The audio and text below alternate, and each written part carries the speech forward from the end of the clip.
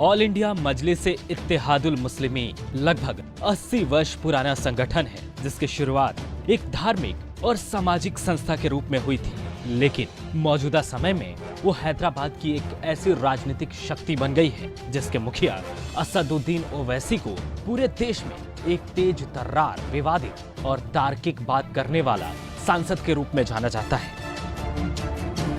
ओवैसी आज अपना 91वां जन्मदिन मना रहे हैं। हैदराबाद लोकसभा सीट पर ओवैसी परिवार की सियासी जड़ें आज से नहीं बल्कि पहले से मजबूत रही हैं। आजादी से अब तक हुए 16 बार लोकसभा चुनाव में 6 बार उनके पिता सुल्तान सलाउद्दीन ओवैसी ने जीत दर्ज की है और 4 बार खुद असदुद्दीन ओवैसी जीत दर्ज कर चुके हैं।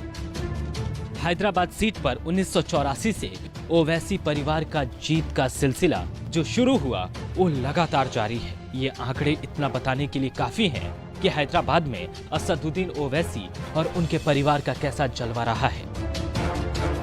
13 मई 1969 को हैदराबाद में जन्मे असदुद्दीन ओवैसी की गिनती मोदी के सबसे बड़े आलोचकों के रूप में होती है। आंध्र प्रदेश के निजाम कॉलेज से स्नातक करने के बाद ओवैसी ने लंदन से वकालत की डिग्री हासिल की।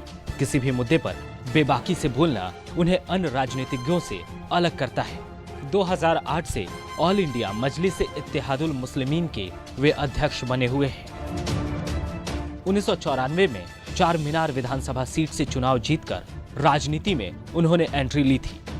1994 से 2000 के मध्य ओवैसी 2 बार आंध्र प्रदेश से राज्यसभा के सदस्य रह चुके हैं। 2004 में पहली बार हैदराबाद लोकसभा सीट से सांसद बने और आज भी चौथी बार देश की संसद में बेबाकी से बोल रहे हैं। ओवैसी और उनकी पार्टी की राजनीति अल्पसंख्यकों के इर्द गिर्द घूमती रही है। हाल के दिनों में देश के विभिन्न हिस्सों में उन्होंने सक्रियता बढ़ाई है। इसका फायदा भी उन्हें मिला। महाराष्ट्र, बिहार जैसे राज्यों में उनके विधायक बने। राजनीति में बिना शक ओवैसी एक राष्ट्रीय स्तर के नेता बन चुके हैं। अब वही काम वो अपनी पार्टी के लिए कर रहे हैं। हैदराबाद से अपनी पार्टी को निकालकर वो पूरे देश में इसका प्रसार कर रहे हैं।